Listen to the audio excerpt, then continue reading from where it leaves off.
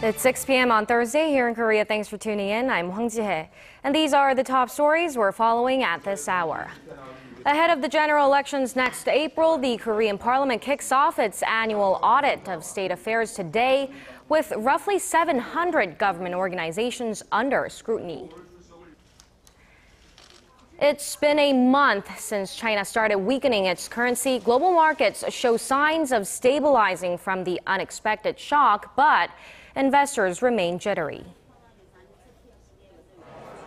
Apple unveils new gadgets, including a larger iPad and an upgrade to Apple TV that comes with its own App Store.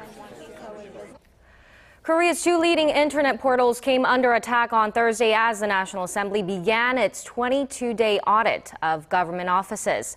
Ruling party lawmakers claim the portals provide misleading information that could sway voters in the general elections next year. Our Myung-kil starts us off.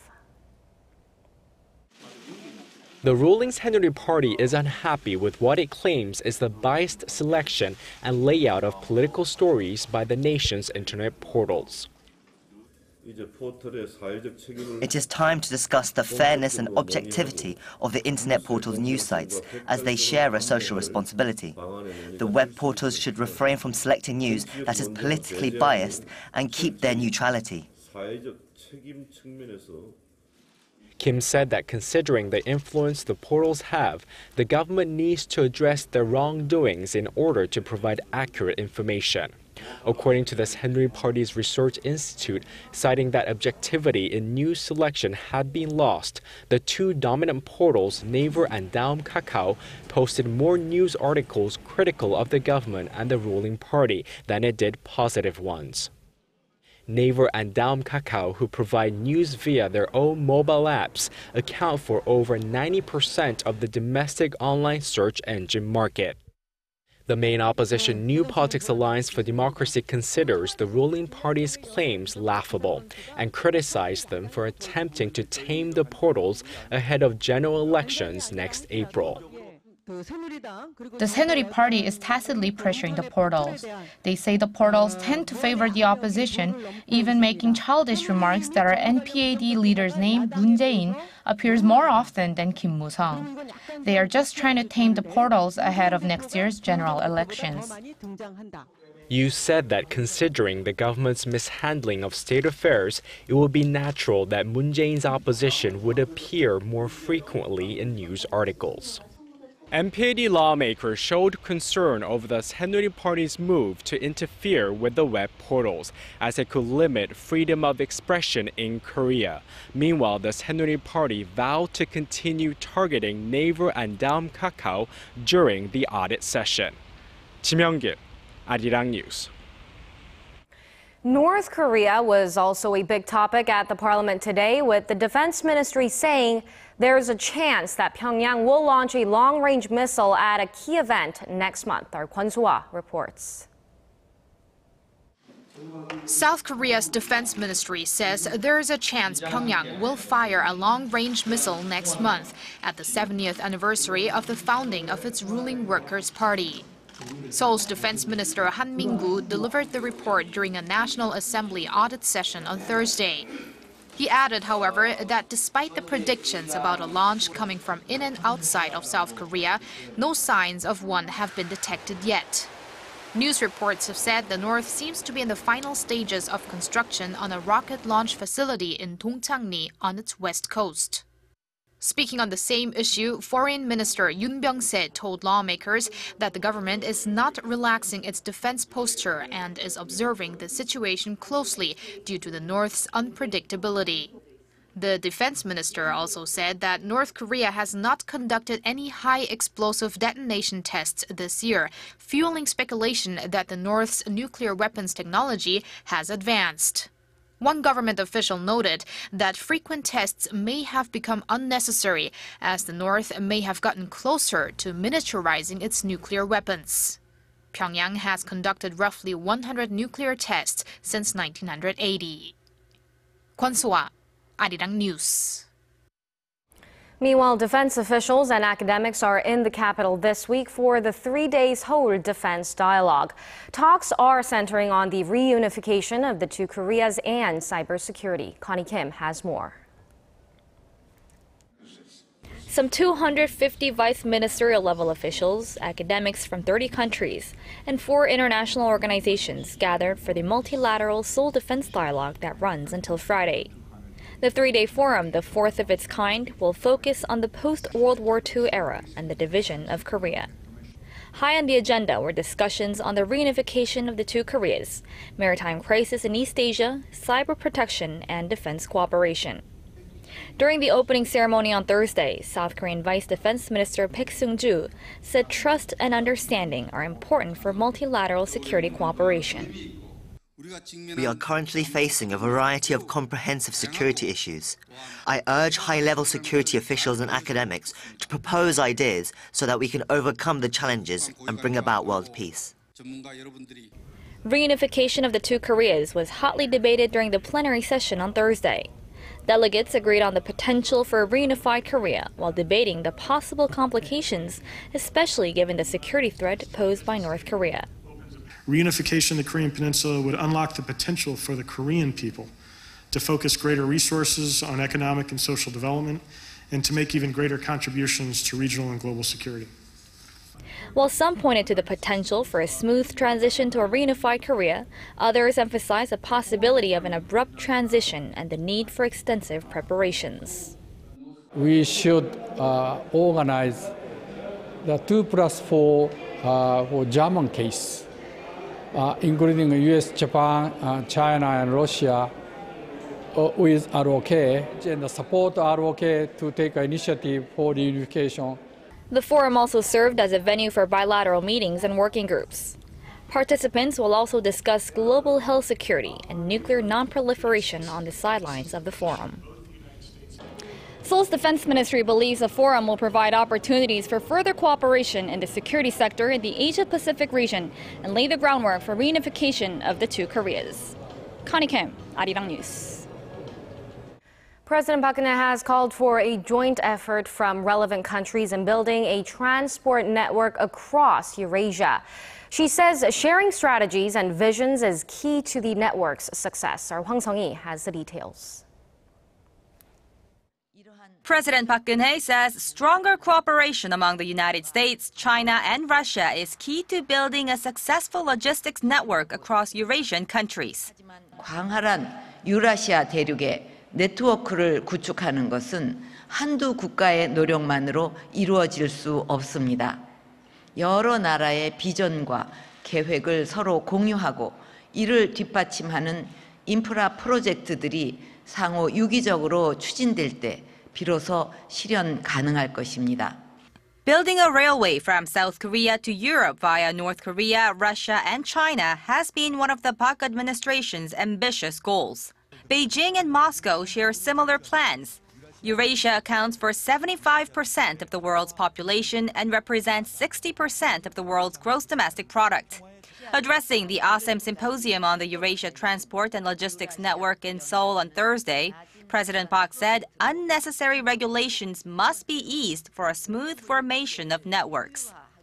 많은 나라의 국경을 통과하는 만큼 통관, 검역, 출입국 관리, 환적 환승 체계의 표준화와 간소화는 정시성과 안전성 확보에 매우 중요하다고 하겠습니다.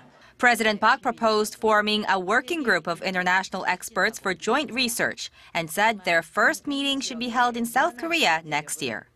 Hwang Sung-hee, Arirang News. Korea's import prices fell in August while export prices edged up. The Bank of Korea says import prices dropped 0.3% last month from July on the back of slumping global oil prices. Export prices went up 0.7% during the same period as they took a hit from a weakening local currency against the greenback. The Korean won depreciated more than 3% against the US dollar in August from July. Now, exactly 1 month has passed since China started devaluing its currency, sending shockwaves through global markets. And our Kim Min-ji reports on the impacts. China's currency devaluation last month left much of the global market in shock. It was a move many saw as an indication that China's slowdown was more serious than first thought. Within a 3-day span, the value of its currency depreciated 4.66%, sending China's stock market into meltdown. On August 24th, dubbed Black Monday, the Shanghai Composite closed down 8.5%, the biggest fall in 8 years, sending jitters through global markets. In less than a month, $8 trillion were wiped off global indices across the world. That's more than 5 times greater than Korea's GDP. Global research firm Market Economics says 35 benchmark indices all recorded minus rates of profit. The Shenzhen Composite Index posted the sharpest drop, plunging over 17%, followed by the Shanghai Composite. Korea's tech-heavy Kosdaq also fell more than 12%. The meltdown in China also hit global currencies, with Brazil's real and Colombia's peso falling more than 10% and 6% respectively. Although the situation appears to be waning on rising hopes for further economic stimulus measures from the Chinese government, some say it's too early to conclude there's been a recovery. There's a high possibility that market woes will return soon. The yuan depreciation so far isn't expected to greatly lift Chinese economic growth, and market watchers are predicting a further devaluation of the currency down the road. The expert added the markets remain vulnerable as the global economy is sluggish, and especially with the U.S. Fed's monetary meeting next week, at which a highly anticipated rate hike could be determined. Kim Min-ji, Arirang News. One of Korea's best-loved cars, the Hyundai Avante, has a whole new look. Hyundai Motor hopes the model will follow in the footsteps of its popular predecessor, especially as competition in the domestic subcompact sector is fiercer than it has ever been. Our Han Da-eun reports. Hyundai has unveiled its all-new Avante, the first redesign of the popular model in 5 years. The Avante, also known as the Elantra outside of Korea, is a subcompact car widely loved by Koreans and many others around the world, with cumulative global sales exceeding 10 million units. Over 930,000 Avantes were sold around the world last year alone, trailing only Toyota's Corolla and Ford's Focus as the third best-selling car in the world. Hyundai Motor says the 2016 Avante boasts better performance, safety features, and fuel efficiency. The Korean automaker aims to sell up to 700,000 units by the end of next year. The all-new Avante is expected to play a big role helping Hyundai Motor hit 40% market share in Korea's auto market. Foreign automakers are also jumping into the subcompact race in Korea. Jaguar has unveiled its first subcompact model, XE, while BMW has launched 7 new 3 Series models. And with Mercedes-Benz C-Class models and Audi's A4 posting steady sales in the country, competition in the subcompact sector is about to get even more intense. Han Da-eun, Arirang News. Apple has unveiled a bunch of new shiny devices at a highly anticipated event in the U.S. They include upgraded iPhones, a new version of Apple TV, and even a high-tech pencil. Our Sun Jung-in reports. Calling the newly unveiled iPhones the most advanced smartphones in the world, Apple CEO Tim Cook says the latest models may not look a whole lot different from last year's, but underneath everything has changed. I am thrilled to show you the newest iPhones. He demonstrated the features of the iPhone 6s and 6s Plus, including an upgraded 12-megapixel camera that's capable of capturing 4K video and a new capability called 3D Touch, which allows users easier access to different menus and information based on how lightly or firmly the screen is pressed. They will also come in a new rose gold finish targeting female consumers and with a new glass screen that Apple describes as the strongest in the industry. The new phones will hit stores on September 25th in 12 countries with prices the same as the existing iPhone 6 and 6 Plus. Korea was not included in the first group of launch nations. Apple also introduced a brand new version of its best-selling iPad tablet, the iPad Pro. It packs a larger 12.9-inch screen that will be usable with the Apple Pencil and an optional keyboard. In addition, Apple launched a new version of Apple TV and Apple Watch. The TV box has its own app store that can be operated with a touch-sensitive remote control and a microphone that allows it to be voice-operated. Apple's upgraded smartwatch comes with a few new accessories, 2 new metal collars, and a partnership with luxury brand Hermes. 손정인, Arirang News.